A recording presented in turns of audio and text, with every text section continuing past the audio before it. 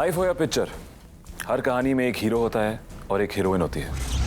लेकिन स्टोरी में असली ड्रामा तब आता है जब एक विलन की एंट्री होती है। विलन जो लाता है कहानी में ट्विस्ट, और विलन जो कभी कभी हार के भी जीत जाता है। एक विलन एक दास्तां कहानी है बॉलीवुड के सबसे बड़े विलन्स की, जिन्होंने सिल्वर स्क्रीन पर विलन्स को वो ट्रू कलर्स दिखाए कि देखने वाले को समझ में आ गया कि एक विलन एक दास्तां के लिए कितना जरूरी है। इन्हीं विलन्स की दास्तां देखिए मेरे यानी बॉलीवुड के नए विलन गुरु के साथ। एक विलन एक दास्तान के आज के इस एपिसोड में हम बात करेंगे उस महाविलन की जो बॉलीवुड के सारे विलन से ये कह सकते हैं कि रिश्ते में तो हम तुम्हारे बाप होते हैं। बॉलीवुड के इस ओरिजिनल बैटमैन ने तकरीबन 6 दशकों तक सिल्वर स्क्रीन पर अपनी विलनी और एक्टिंग के जौहर दिखाए। उन्होंने 350 से भी ज्यादा फिल्मों में अपनी मक्कारी और चालाकी के चाल बुने हैं। हम बात कर रहे हैं श्री प्राण किशन सिकंद यानी प्राण साहब की। ऑडियंस उस वक्त इनोसेंट भी होती थी। जब कहानी शुरू होती थी और जब इनकी एंट्री होती थी तो लोग कहते थे हाय अब ये तो कुछ सत्यानाश ही करेगा, ये तो बुरा आदमी आ गया है ना। इनकी एंट्री में इन लोगों को कॉन्फ्लिक्ट समझ आ जाता था कि यार they are badman on the screen. वो तो एक इंस्टीट्यूशन थे, वो एक मिसाल थे, जिंदा मिसाल। Dedication, sincerity, punctuality. प्राण साहब ने कई फिल्में उस टाइम पे की है एंड बचपन में डर लगता था प्राण साहब को देखकर, जिस तरह का परफॉर्मेंस, जिस तरह का काम उन्होंने किया है, वैरायटी ऑफ रोल्स किए हैं, तो that is one thing left a deep impact. Bollywood को सही मानों में बुरे कैरेक्टर्स प्राण साहब नहीं दिए। प्राण साहब ना होते तो उनके बाद आने वाले विलन्स के लिए फिल्मी विलनी के स्टैंडर्ड्स सेट ही नहीं होते।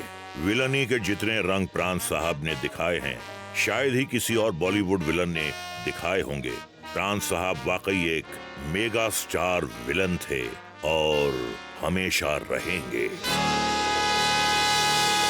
This word Pran became the meaning of villain.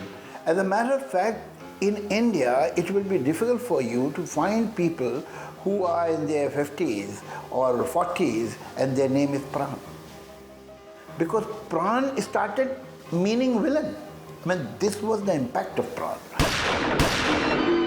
प्राण साहब का जन्म 12 फरवरी 1920 को दिल्ली में हुआ था, एक अमीर पंजाबी फैमिली में। हालांकि उनके पिताजी एक जाने माने सिविल इंजीनियर थे, लेकिन प्राण साहब बनना चाहते थे एक फोटोग्राफर। लिहाजा उन्होंने ए दास कंपनी ज्वाइन कर ली बतौर एक अप्रेंटिस। इंटरेस्टिंगली प्राण साहब का एक्टिंग से वास्ता पहली बार शिमला में पड़ा, जहां वो स्टेज पर रामलीला का हिस्सा बने। जबकि इस रामलीला में भगवान राम का रोल एक और मशहूर विलन मदनपुरी साहब ने निभाया था। वहीं प्राण साहब के हिस्से में आया था सीता का role. When he was in his teens, he was hardly 18 or 17, 18, and he went to Lahore. And one day he was standing with a group of friends at a panwala shop, and one man, Wali Muhammad Wali, came by and stared at these boys standing there at the panwala shop and told Pran, would you like to act? I've written a film and there's a character who is just like you. You fit him absolutely. So Pran said, yes, okay. So he told him, come and meet me tomorrow. But when the next day came, Pran thought that it was all rubbish and he didn't go. The man caught him a week or so later at a film theatre and told him, why didn't you turn up? I was waiting for you. Give me your address. So he took Pran's address and went to his house and took him to the studio. And this was the most famous filmmaker of that time, Dalsukh Pancholi. And he cast him in a film called Yamla Jat, which was a Punjabi film. Paid him 50 rupees and Pran was only 19 years old at that time. Independence से एक दिन पहले प्राण साहब अपनी family के साथ मुंबई आ गए। यहाँ प्राण साहब को थोड़ा बहुत स्ट्रगल और इंतजार भी करना पड़ा। फिर 1948 में उन्हें कास्ट किया गया फिल्म जिद्दी में एज अ मेन विलन। इस फिल्म में देवानंद को मिली हीरो के रूप में एक नई पहचान, तो विलन के तौर पर बॉलीवुड में मशहूर हो गए प्राण साहब भी। 1949 में प्राण साहब ने बतौर विलन एक और हिट फिल्म दी, बड़ी बहन। प्राण साहब का ट्रेडमार्क स्टाइल यानी सिगरेट के धुएं का छल्ला बनाना पहली बार ऑडियंस को इसी फिल्म में देखने को मिला था। कमाल की बात यह है कि प्राण साहब ने सिगरेट भी पहली बार इसी फिल्म की शूटिंग के लिए पी थी। He was very, very particular about his getup. If you go to Pran Sahab's house, I don't know whether he still has those paintings on the wall or not. There was some painter who had made Pran Sahab's portraits in different getup that he had in different films. So Pran Sahab's house was like a huge Pran museum because on every wall you would see him in a different getup. And those were oil paintings, if I remember correctly. इसके बाद प्राण साहब का दौर शुरू हो गया और उन्हें फिल्मों के बाद फिल्में मिलने लगी। हैरत की बात यह है कि उस जमाने के सुपरस्टार दिलीप कुमार, देवानंद और राज कपूर के साथ डायरेक्टर्स ज्यादातर प्राण साहब को ही विलन के रूप में कास्ट किया करते थे। In Dilip Kumar's films, because Dilip Kumar was such an intense actor, you needed a villain who was not just an ordinary villain. He had to kind of bring out that intensity in Dilip Kumar. हैरत अंगेज बात यह है कि प्राण साहब खानदान और Hulagu जैसी फिल्मों में हीरो भी बने और ये फिल्में बॉक्स ऑफिस पर हिट भी साबित हुईं, मगर प्राण साहब को हीरो बनने में बिल्कुल दिलचस्पी नहीं थी। He did a few films, about 6 or 7 films as hero, but he found that he wasn't comfortable. He found he was not fitting into it. He didn't know singing, dancing, and those were the days of singing, dancing. He wasn't doing very well there. And slowly when they started casting him as a villain, he started doing well for himself. And his entire persona became that of a villain. शायद ऐसा ना पहले कभी हुआ था और ना ही होगा कि कोई actor as a hero hit फिल्में देने के बाद भी विलन बनना पसंद करे। I remember in my school days when the films were in black and white, that when Pran would enter, the villain would enter, the whole hall used to clap because they knew now comes the villain and he'll do something.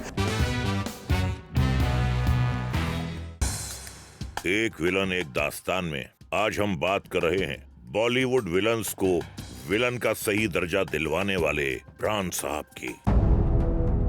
प्राण साहब की villainy की खासियत ये थी कि वो एक के बाद एक फिल्मों में विलन बनते गए, लेकिन उन्होंने अपने आप को कभी रिपीट नहीं किया। उनकी खलनायकी इंटेंस और रियलिस्टिक होती थी और हर बार वो कोई नई कौड़ी लाते थे। अपने लुक से लेकर अपने कैरेक्टर तक वो हर चीज पर बहुत बारीकी से काम करते थे। The truth was he was playing villain in all his successful films, but he was not waiting for the characterization to come from the director. As soon as he got into the get-up, he used to kind of work on his character to make sure it was not overlapping with any other film. Now that requires a sincerity and a love for your craft, which very few people have. People are there, they get a role, they get a lot of money, they do it. But he was sitting and thinking about how should I make the same villain that I'm playing in so many films different. And he'd come up with one mannerism. He still had the dignity of making you fear him. And you've got to say, like, salute to Pran Sahab. Every movie was different. प्राण साहब जब भी screen पर आते थे तो खलबली much जाती थी। ऑडियंस उनसे नफरत करती थी और डरती भी थी, जिसकी वजह से पब्लिक में उनका बहुत खौफ था। I remember in my school days when the films were in black and white, that when Pran would enter, the villain would enter, the whole hall used to clap because they knew now comes the villain and he'll do something. Interestingly प्राण साहब ने अपनी villainy में comedy का तड़का भी लगाना शुरू किया और ऑडियंस को उन्होंने खूब हंसाया। फिल्म पूजा के फूल और कश्मीर की कली में, जिसमें उनका किरदार साको शाह बोलता है जैसे शटाले शटाले शंपा, अब मेरा भी समय आएगा समझी।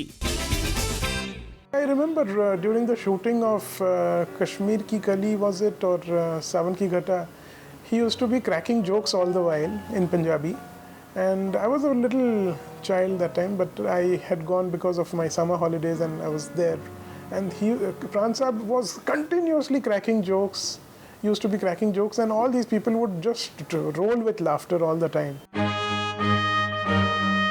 फिर 1967 में आई एक ऐसी फिल्म जिसने प्राण साहब के करियर का रुख ही बदल दिया। मनोज कुमार की ब्लॉकबस्टर में प्राण साहब ने निभाया था मलंग चाचा का किरदार। इस कैरेक्टर में बहुत कड़वाहट थी क्योंकि वो हमेशा सच बोलता था, लेकिन था पॉजिटिव।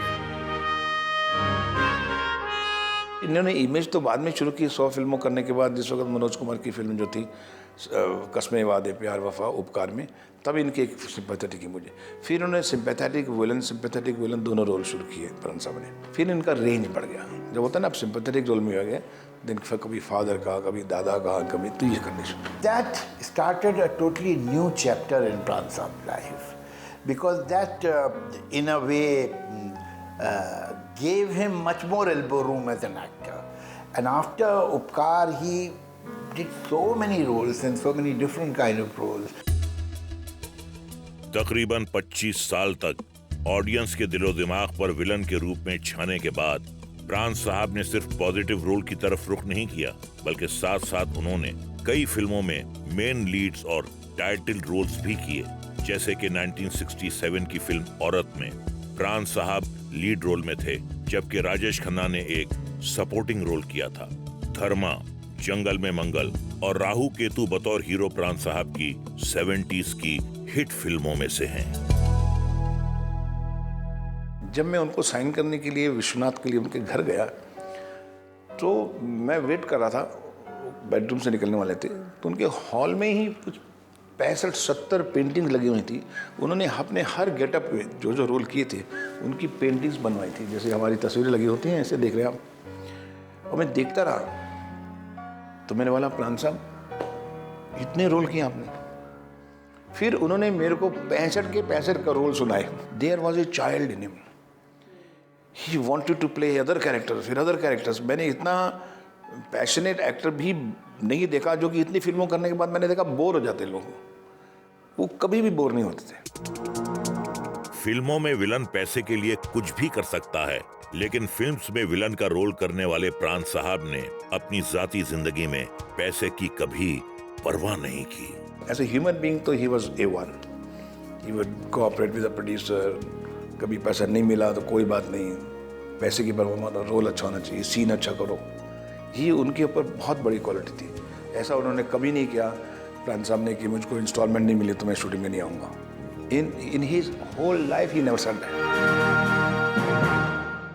उनको आप 10 बजे बुलाइए तो 10 to 10 पे आ जाएंगे। बाद में हमको इतनी प्रॉब्लम हो जाती थी कि कभी कभी प्राण साहब को भाई 9:30 की शिफ्ट मत देना, उनको बोलो 12 बजे आए, दूसरे दिन फिर 10 बजे पहुंच जाते थे। तो उनको सेट बहुत पसंद था, उनको फिल्म में इन्वॉल्व होना ही उनकी ज़िंदगी थी। मैं that much I can tell you, the acting was his life, his breath.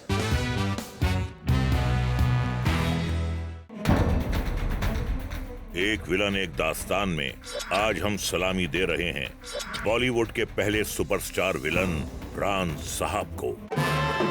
1968 से 1992 के बीच बतौर विलन उन्होंने सिर्फ 14 फिल्में की, जबकि दूसरी तरफ एज ए कैरेक्टर एक्टर वो फिल्म दर फिल्म धमाके करते रहे।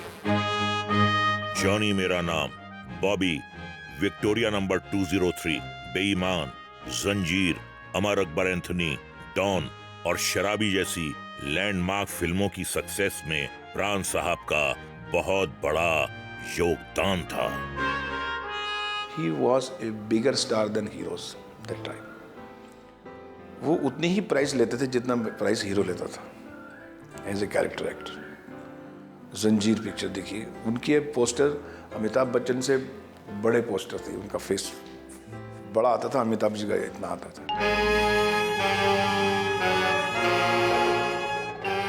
इनफैक्ट कहते हैं कि जंजीर के लिए अमिताभ बच्चन को प्रकाश मेहरा से प्राण साहब ने ही मिलवाया था। जंजीर का शेर खान बॉलीवुड की हिस्ट्री में सबसे लवेबल और यादगार कैरेक्टर्स में से एक है। अगर प्राण साहब नहीं होते तो ना तो जंजीर बनती और ना ही बॉलीवुड को सबसे बड़ा mega star angry young man के रूप में मिलता। जैसे ये मेरा पहला सीन जो हुआ उसके साथ, वो पुलिस स्टेशन में था। वो पठान से कहते हैं कि तुम्हारे बाप का घर नहीं है, जब तक कहीं नहीं कुर्सी पे मत बैठो। तो उसको बड़ा गुस्सा था। पहले शॉट से ही मालूम होता था कि उसमें दम है, ही विल डू समथिंग। वो पिक्चर पहली हिट हुई, उसके बाद कोई 12-13 पिक्चरें हम लोगों ने कटी, मेरी और अमिताभ की, one after another, and all hit. 4 film fair awards, Dada Saheb Phalke award और पद्म भूषण जैसे प्रेस्टिजियस अवार्ड्स जीतने वाले प्राण साहब ने 1973 में बेईमान के लिए बेस्ट सपोर्टिंग एक्टर का फिल्म फेयर अवार्ड सिर्फ इसलिए ठुकरा दिया था क्योंकि उनका मानना था कि बेस्ट म्यूजिक डायरेक्टर का अवार्ड उनकी अपनी फिल्म बेईमान के लिए शंकर जयकिशन को नहीं बल्कि पाकीज़ा के म्यूजिक डायरेक्टर गुलाम मोहम्मद साहब को मिलना चाहिए था। प्राण एक इतना बड़ा नाम था कि प्राण का फिल्म में होना का मतलब ये है कि फिल्म में एक जान आ गई है, फिल्म में एक वजन आ गया है। तो हीरो कोई भी हो, अगर फिल्म में प्राण साहब हैं तो प्राण साहब के आने से फिल्म में जान आ जाती थी।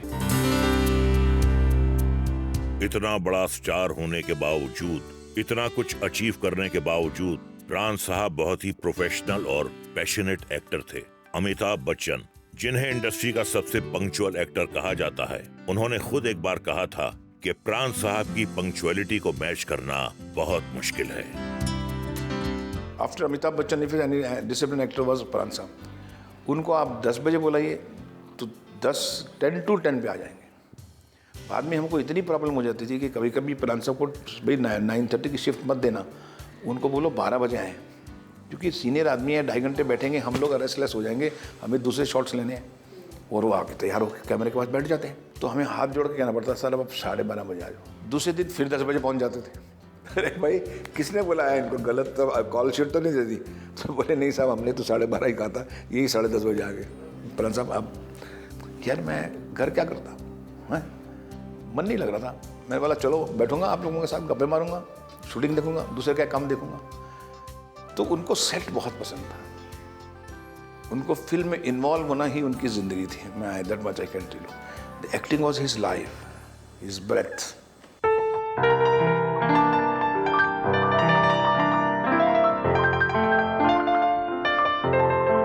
लंबे अरसे तक बीमार रहने के बाद प्राण साहब का देहांत 12 जुलाई 2013 को हुआ। 93 साल की उम्र में उनके गुजर जाने का अफसोस बॉलीवुड और उनके करोड़ों फैंस को हमेशा रहेगा।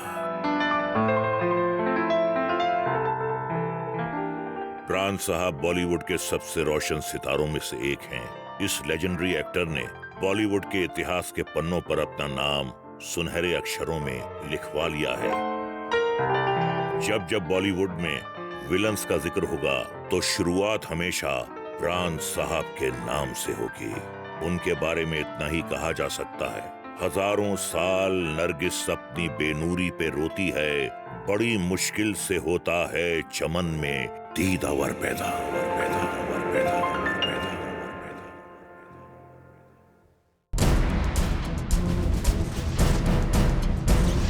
हीरो की जीत से कहानी का दी एंड होता है, मगर विलन की जीत से हर कहानी शुरू होती है। इसलिए एक विलन एक दास्तान शुरू करने के लिए हीरो से भी ज्यादा जरूरी है। ऐसे ही लेजेंडरी विलन्स की दास्तान लेकर हम रोज आ रहे हैं सेलिब्रेट करने वैलेंटाइंस डे। मैं गुरु आऊंगा एक विलन एक दास्तान के साथ ओनली ऑन जूम।